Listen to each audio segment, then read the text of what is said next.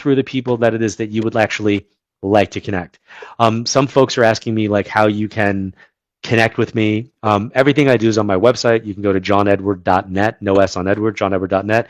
But if you go to my bio, if you go to I have a Stan store that's up there. If you go into that, you can sign up for the newsletter, and the newsletter will tell you where I'm going to be. I literally just put on events for 2023.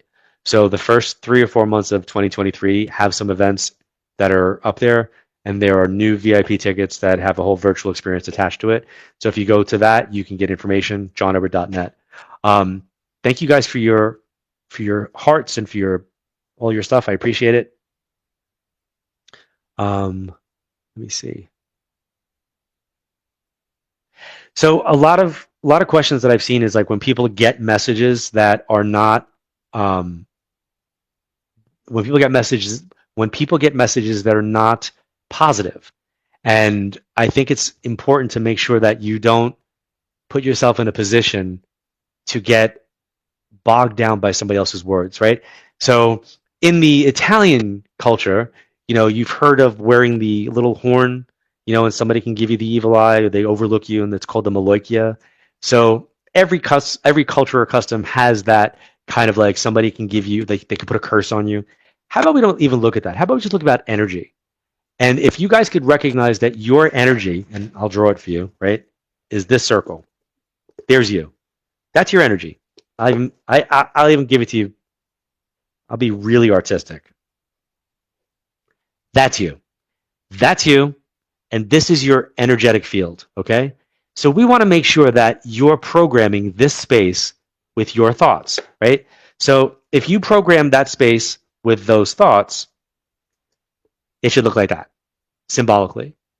If you go for a reading with someone and they now give you information, or you've got crappy friends and family, and they are making you think a certain way, then they're programming your energy with those negative thoughts. So then this energy becomes something that attracts more of that. It's almost like you're pulling in, right? And what does that mean? It means that you're thinking a certain way. So if you're thinking a certain way, then you're going to attract that thing. So you need to change these thoughts into these thoughts. And how do you do that? How do you change the negative to the positive? Well, sometimes it's by getting rid of those toxic relationships and those people. The folks that might troll you on your accounts, block. I get the greatest amount of satisfaction of blocking people. Like, I don't even engage. It's not even, I don't even want to do that. I want the satisfaction. And if I do engage, it's because my Scorpio side kicked in. And I usually say something very, very biting, and I wait a few minutes to make sure that they can see it, and then I block them so they can't respond. I love that energy. It's like sending back an energetic grenade. But don't even go there. Keep your pool clean. Keep your energetic pool clean, and don't let anybody else pee in it.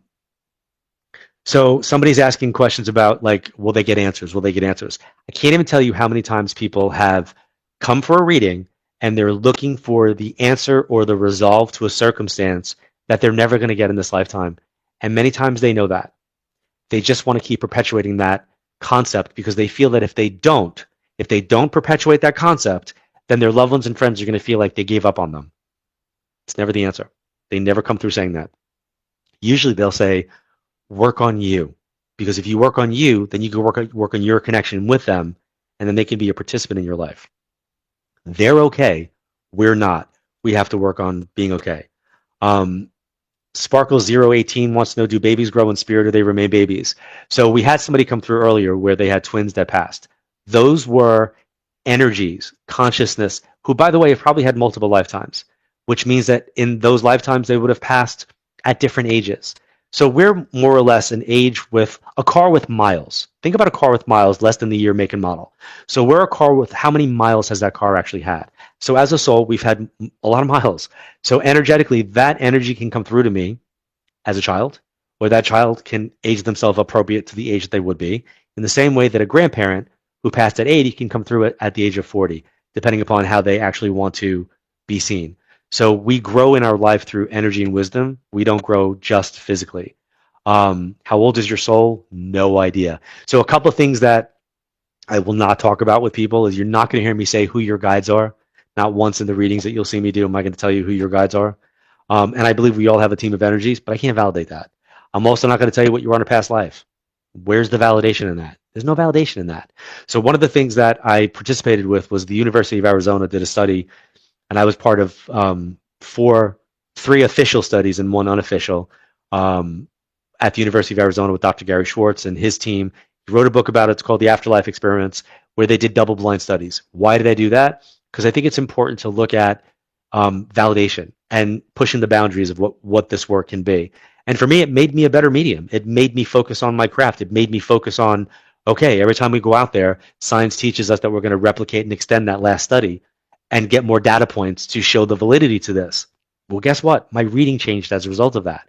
So if you guys are out there being seekers and explorers and pushing the boundaries of the world that you're living in, maybe dropping the I'm left, I'm right, I'm center, I'm whatever you are, and just be human. If we just look at the lens of everything that we do, is this being a good human? And is my choice going to help another human? Then guess what? When you cross over, you get all the points, all the accolades, all the points.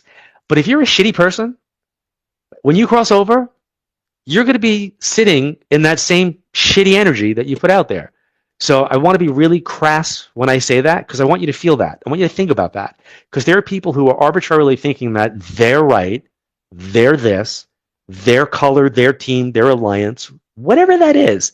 But if any of that is sitting negatively on someone else, or by contrast, you're putting someone else down in a certain way, that's bad. So that funky yuck, that's all yours. And when you get that, you sit in that. And that you have to work out when you get there. Nobody leaves here without having to sit and do like an exit interview. And when we do this life review where we do an exit interview, they're going to be like, yo, you know, in 2023, you kind of were like a shitty person. And you'll be like, oh my God, I didn't know. And they're going to be like, actually you did. Because in September of 2022, you were on a live where John Edward actually said this.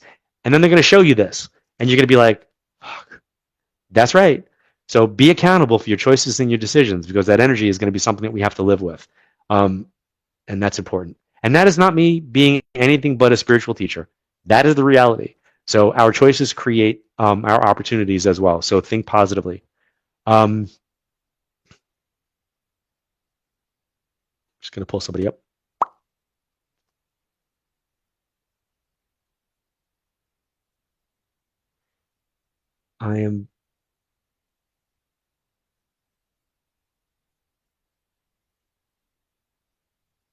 I think I just pulled up a hairstylist, but I'm not really sure. Way. Oh my gosh. I'm gonna die. Does that say barber? Yes. Oh, Lordy. Oh my God, y'all. Oh my God. You good? Yes. Is there a way I can ask you to lower what's around you so I can hear you? Hey, Callie, unplug that. Unplug the TV, baby girl. I'm sorry. I love you. What's your first name? Alicia. Hi, Alicia. Alicia, Hey. if you could just ask one question, what would that question be? What would you want to know? Is my real family, even though they never met me, are they with me? So if we have biological blood family that in this lifetime we did not have the opportunity to be connected with, then I need you to know that not only can they be aware of you, but yes, they can be connected with you. So I draw from like recent experiences. And in the last year, I had a woman that came for a private reading and I made a connection with her mom. And then I made a connection with her dad. And then they both kind of bantered back and forth. And then I paused and I went, oh, I have your biological dad coming in. And I just hear her voice on the phone and she went, yes, you do. And you tell all three of them they got a lot of explaining to do. And she did not know that her biological father, or she did not know that her dad was not her biological father. So that can of worms got opened in a session. So I can tell you from that experience. And then a few after that yes, people who have biological members of their family that they did not know or were separated, right? Foster families that get separated and then pass, those energies can come through as well. Can I ask you just random stuff? Can I just give you what I'm getting? Okay. Go. Anybody around you very artistic and can do like tattoo design? Yes. Okay. So I'm getting the feeling that either somebody is drawing what would look like floral things or drawing things that would look tattoo related, but I'm supposed to bring that up around you. I also feel like somebody passed by gunshots to the head self-induced. So somebody did some type of like they cross themselves over, and I kind of feel like it's 1, 2, 3 out. So I have that person that's coming in as well. I also feel like I've got somebody that either was hypothetically. Can you just take the moment to brace yourself for what I'm about ready to say. Somebody may have been arrested for a crime they actually committed and had to spend some time. Do you understand? Yes. Okay. And I feel like they might not have openly said that they did it, but we know that they did it. It was just not something that they owned. Do you understand? Yes? Okay. Now, do you have 3 kids or are you one of 3 kids? Yes.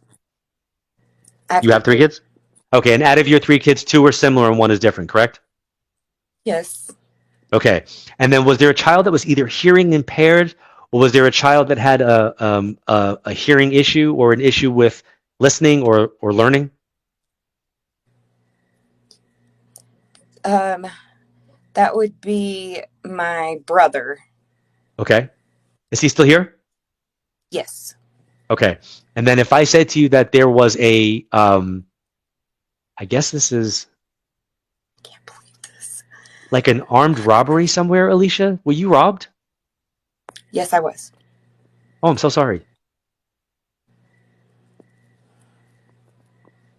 So, according to your family, you have been through it. You have been through it, and you're literally trying to come out the other side and lead by example. And you're Yes. trying to make sure that you're not. So, you're literally this. You're what I drew. You're Yes. turning. Yes. So, when I did that example, you had to sit Yes. there and go, that's me. I'm doing that. I posted I'm doing it. that. I messaged.